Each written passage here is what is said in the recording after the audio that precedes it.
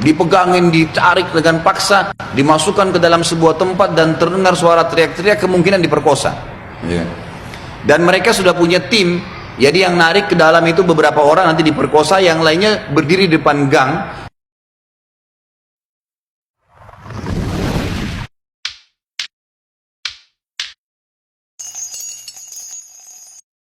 Ingat, ketergantungan dan keyakinan kepada Allah akan mendatangkan pertolongan dari Allah yang kita pun kadang-kadang tidak bisa tahu.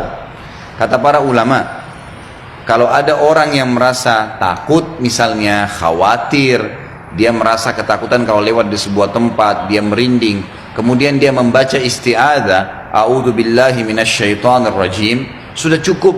Allah utus malaikat-malaikat yang banyak yang akan membunuh syaitan-syaitan yang mengganggu. Padahal kita nggak lihat, kita nggak tahu. Seperti itu. Ada kisah, saya baru dapatkan kemarin. Ada seorang muslimah di Amerika. Dia tinggal di sebuah pemukiman di Amerika itu, yang di situ banyak geng-geng penjahat.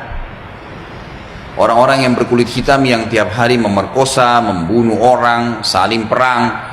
Tapi dia nggak bisa apa-apa karena memang dia tinggal di wilayah situ bersama dengan orang tuanya.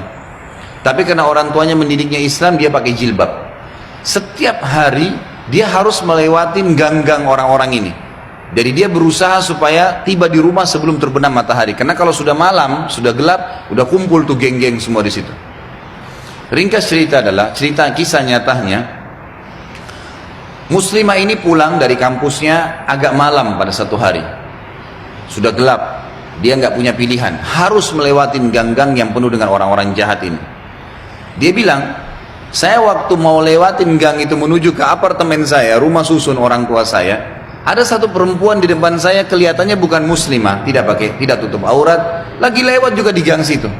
Tiba-tiba saya lihat dengan mata saya dikeroyokin oleh laki-laki itu, dipegangin, ditarik dengan paksa, dimasukkan ke dalam sebuah tempat dan terdengar suara teriak-teriak, kemungkinan diperkosa. Dan mereka sudah punya tim. Jadi yang narik ke dalam itu beberapa orang nanti diperkosa, yang lainnya berdiri di depan gang, seakan-akan tidak terjadi apa-apa. Nanti mereka gantian memerkosa orang, hampir tiap hari pekerjaan begitu. Maka muslimah ini mengatakan, saya lihat depan mata saya itu, tapi saya nggak bisa berhenti. Saya mau kemana? Mau ke kampus sudah tutup, mau ke tempat teman-temannya jauh, rumahnya tinggal beberapa langkah, harus dilewatin. Dia bilang, lalu saya berdoa kepada Allah, ya Allah, sebagaimana aku meyakini kamu ada, kamulah yang telah memerintahkan aku untuk menjaga kehormatanku, jagalah kehormatan ini. Dia bilang, lalu saya bertawakal, jalan aja sudah, apa yang terjadi terjadi, karena nggak ada opsi. Dia bilang, sementara saya lewat di depan mereka, geng-geng ini banyak orangnya, bukan 1-2 orang, banyak orang di situ, mungkin lebih daripada 10 orang, tidak satu pun yang mengganggu saya, nggak satu pun mengganggu saya. Dan waktu saya lewat, mereka pada buang muka. Orang-orang ini pada buang muka. Saya jalan sampai melewatin gang itu. Kebetulan rumah orang tua saya berhadapan dengan kantor polisi. Lalu saya datang kantor polisi itu, lalu saya berkata, tadi ada kejadian begini, ada perempuan diperkosa di sebelah sana. Polisi pun akhirnya menerima laporan tersebut, lalu memeriksa, karena dekat, betul terbukti ditangkap, masih ada perempuan tadi dan memang diperkosa, hanya ditangkap semua di penjahat-penjahatnya. Sementara ditangkap, dia bilang, waktu masuk di kantor polisi, mereka tahu saya yang lapor, saya pakai jilbab ada di situ. Tapi mereka setiap lihat saya pasti buang muka. Kayak orang, bukan buang muka karena marah ya, kayak orang yang ketakutan melihat saya, dia bilang. Sampai masuk di penjara semua. Sudah terungkap masalah itu, dia bilang, saya penasaran. Saya bilang sama polisi setelah itu, bisa nggak saya sebelum pulang, saya mau temuin penjahat-penjahat itu. Kata polisi, silahkan. Datang ke sana, dikawal. Dia datang, dia tanya, waktu dia bilang saya masuk ke penjara, semuanya pada tunduk, gak ada yang berani lihat saya. Saya jadi bingung, ada apa sebenarnya, gitu kan? Saya seorang wanita cuma pakai jilbab. Ini penjahat-penjahat terkenal tiap hari perkosa orang, tiap hari bunuh orang, nggak ada yang ditakutin, gitu kan? Maka saya bertanya, saya mau tanya, saya yang ngelaporin kalian, gitu kan? Maka semuanya ada satu orang yang menjawab mengatakan, kami tahu kalau kamu yang melaporin, gitu kan? Terus kata si perempuan ini, kalian tidak marah dengan saya? Karena ini nanti ke depannya siapa tahu mereka lepas dendam. Nggak ada yang nyaut, diam aja semuanya.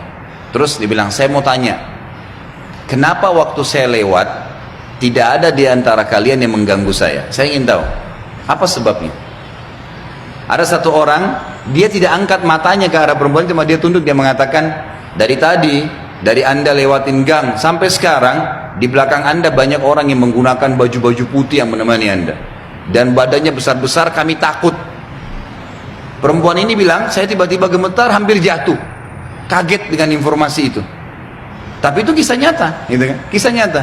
Dia bilang pun, kalau begitu baiklah. Dia keluar, lalu dia ceritakan kepada keluarganya. Tapi apa yang kita ambil pelajaran dari kisah ini? Keyakinan kepada Allah Subhanahu Wa Taala mendatangkan pertolongan yang memang tidak masuk di akal manusia, tidak masuk di akal manusia. Nggak bisa, susah untuk dihubungkan itu.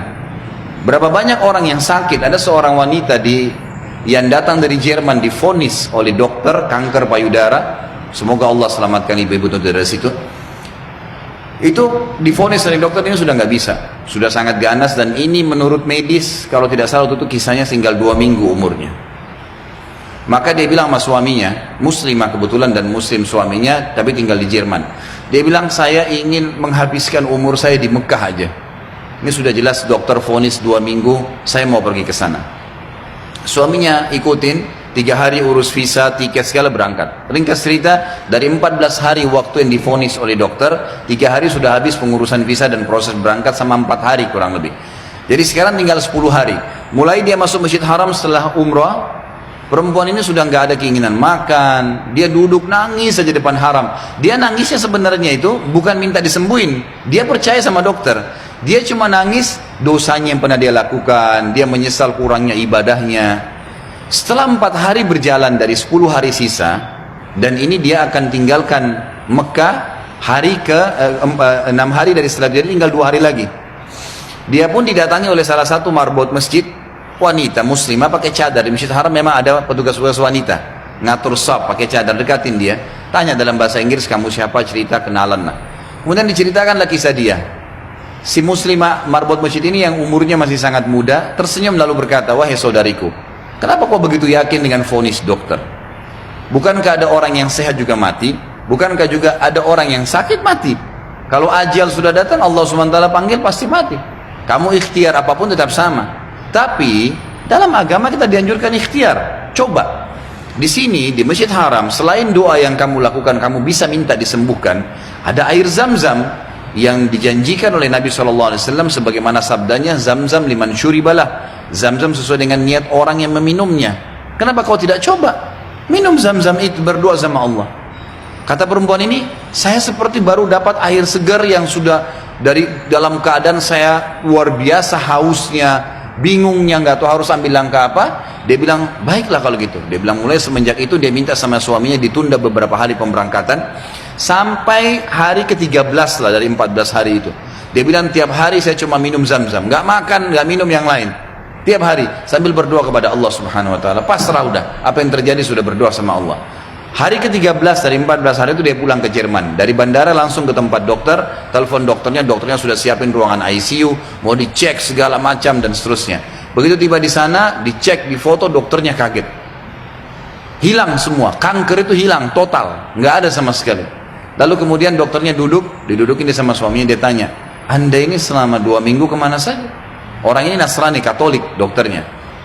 Dan kebetulan dokter ini sudah lama mau masuk Islam. Hikmah-hikmah yang luar biasa terjadi. Maka dia mengatakan, dari mana Anda selama 2 minggu, berobat ke siapa? Dokter siapa? Obat apa yang diminum? Dia bilang tidak ada. Kami seorang muslim dan kami berangkat ke Mekah, saya minum air Zam-Zam, gitu kan. Dan saya berdoa sama Tuhan saya untuk disembuhkan. Kata dia, selamat.